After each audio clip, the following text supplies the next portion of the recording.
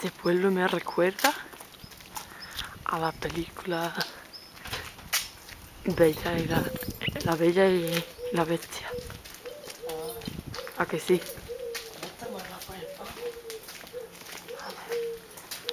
Mira, qué chula.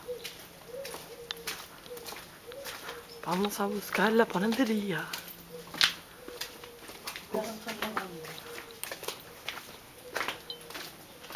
El agua es lo que cayó esta noche. Sí. Nos ha caído una tormenta. Nos hemos metido en la furgoneta. Huele a pan. Vamos bien.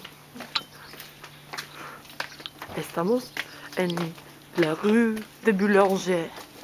O sea, la calle de panadero. Es aquí. ¿Sí? Este es un supermercado. Sí, y ahí queda. Pan. El desayuno.